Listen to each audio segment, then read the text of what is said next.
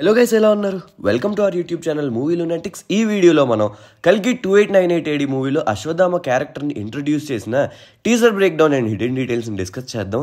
చెప్పాలంటే ఈ 1 minute గ్లిమ్స్లో చాలా డీటెయిల్స్ ఉన్నాయి అండ్ గ్లిమ్స్ని చాలా క్రియేటివ్గా కూడా డిజైన్ చేశారు. వేరు భాషల్లో టీజర్ని లాంచ్ చేయకుండా ఒక్క టీజర్లోనే చాలా భాషల్ని కవర్ చేశారు. తమిళ్, తెలుగు, హిందీ, మలయాళం, ఇంగ్లీష్ డైలాగ్స్ వచ్చేలాగా. సెకండ్ థింగ్ ఏంటంటే, అశ్వత్థామ అని మన హిందూ పురాణాల్లో ఒక క్యారెక్టర్ని ఆడియన్స్కి ఇంట్రడ్యూస్ చేసిన విధానం కొత్తగా ఉంది. ఫర్ ఎగ్జాంపుల్, ఆ క్యారెక్టర్ గురించి అందరికీ తెలిసే ఉంటుందిలే, మనం విడిగా ఎక్స్ప్లెయిన్ చేయక్కర్లేదు అని చెప్పి డైరెక్టర్ స్ట్రైట్ టు పాయింట్ వెళ్ళిపోయాడు అనుకోండి. ఆ క్యారెక్టర్ గురించి తెలియని వాళ్ళు కన్ఫ్యూజ్ అవుతారు, ఎస్పెషల్లీ ఇప్పుడున్న జెన్జీ కిడ్స్. అలా అని చెప్పి ఆ క్యారెక్టర్ గురించి విడమర్చి చెప్తే, లైక్ అశ్వత్థామ క్యారెక్టర్ ఇది, బ్యాక్ స్టోరీ ఇది అని బ్యాక్గ్రౌండ్లో వాయిస్ ఓవర్ ఇస్తూ చెప్పినా సరే మరీ బోరింగ్గా, బేసిక్గా, నార్మల్గా ఉంటుంది.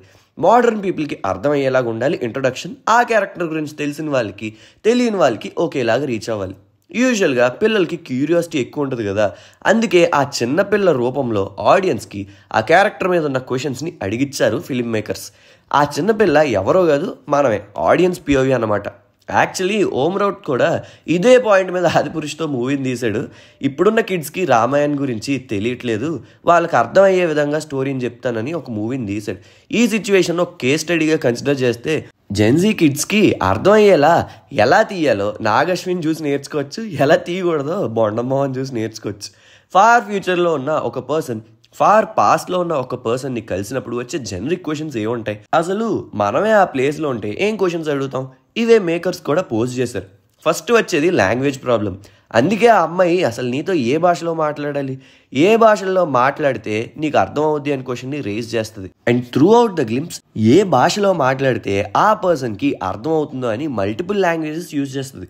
సో తను మల్టీలింగ్వల్ అనమాట. మేబీ తను మాత్రమే కాదు, ఫ్యూచర్లో అందరూ చాలా భాషలను మాట్లాడగలరు అని పాయింట్ని కూడా మూవీలో పెట్టొచ్చు. బై ద వే, ఆ చైల్డ్ క్యారెక్టర్ చేసింది బాయో గర్ల్ తెలియలేదు. చిన్నపిల్లల వాయిస్ని డిఫరెన్షియేట్ చేయలేం కదా.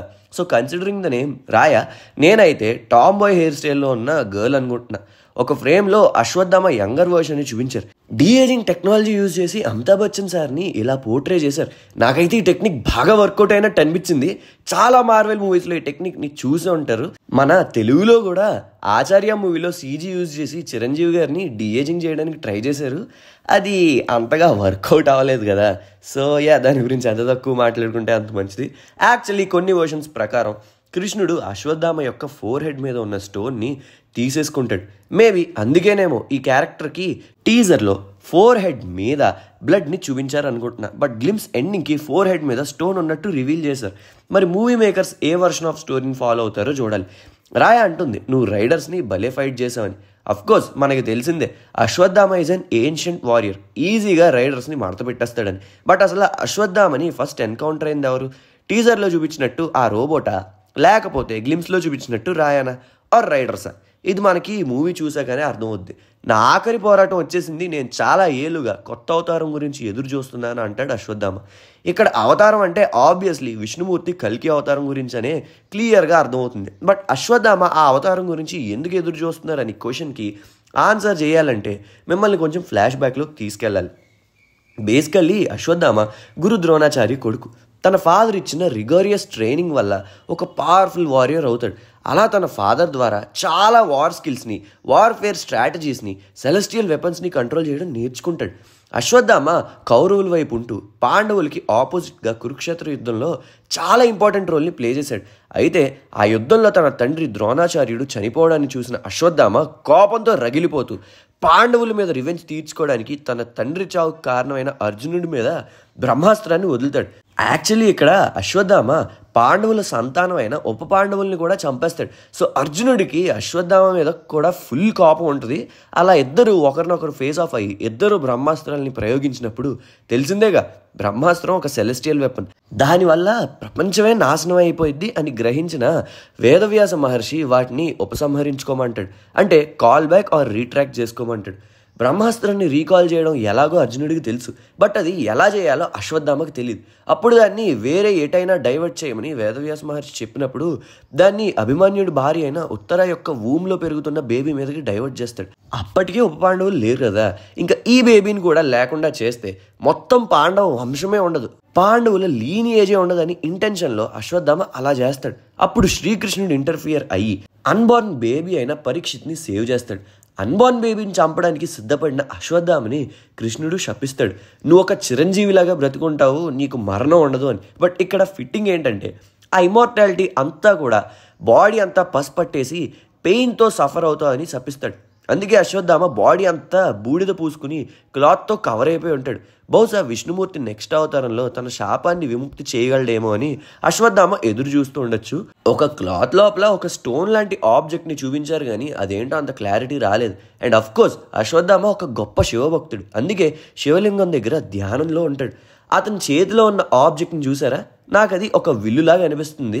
బట్ ఆ బౌకి స్ట్రింగ్ కూడా లేదు. మహాభారతం మూవీలో చూపించినట్టు, హెన్రీ క్యావిల్ యాక్ట్ చేసిన ఇమ్మోర్టల్స్ మూవీలో చూపించినట్టు బౌకున్న స్ట్రింగ్ వెనక్కి లాగినప్పుడే ఒక మిస్టికల్ ఆర్ సెలెస్టియల్ పవర్స్ ఉన్న యారో జనరేట్ అవుద్దేమో ఈ మూవీలో కూడా అని అనుకుంటున్నా.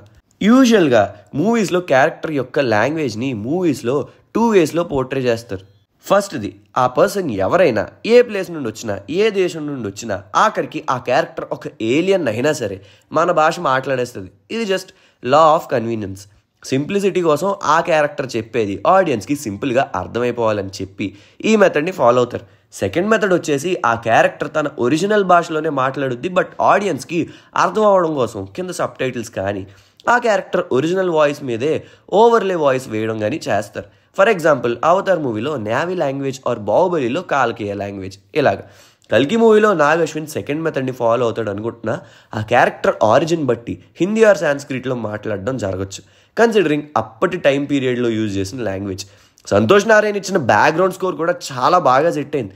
యూజువల్గా హాలీవుడ్ మూవీస్లో డీటెయిల్స్ని బ్రేక్ డౌన్ చేసి వీడియోస్ చేసే మన ఛానల్ ఒక తెలుగు మూవీ యొక్క టీజర్ బ్రేక్ డౌన్ చేస్తున్నాం అంటే మన మూవీస్లో కూడా attention to detailing, standards and quality పెరిగాయన్నమాట. All thanks to young generation creative directors. అలా అని చెప్పి ముందు మూవీస్ని తక్కువ చేస్తున్నామని కాదు, ఎప్పటి నుండో గ్లోబల్ ఫిల్మ్ ఇండస్ట్రీకి మన ఇండియా నుండి కూడా క్వాలిటీ కంటెంట్ వెళ్తూ ఉంది. బట్ మనవి more of emotional and drama సెంట్రిక్గా ఉంటాయి మూవీస్. బట్ ఇప్పుడు వస్తున్న న్యూ ఏజ్ సినిమాలు ఇమోషన్ అండ్ డ్రామాతో పాటు research, attention to detailing, world building ఇవి కూడా ఉండాలి. ఇప్పుడు ఆ రేస్లో మనం కూడా ఉన్నామని చాలా హ్యాపీ ఫీల్ అవుతున్నా. So yeah, that's all for this video guys. Hope you guys like the video. ఈ వీడియో కనుక మీకు నచ్చినట్లయితే మేము ఎప్పుడు చెప్పేదే అండ్ మీరు ఎప్పుడు వినేది లైక్ చేయండి, షేర్ చేయండి అండ్ మన ఛానల్కి సబ్స్క్రైబ్ చేసుకోండి. Please do follows on Instagram and Facebook @MovieLunatics. మళ్ళీ నెక్స్ట్ వీడియోలో కలుద్దాం. అంతవరకు సెలవు. సైనింగ్ ఆఫ్, మీ మూవీ లునాటిక్స్.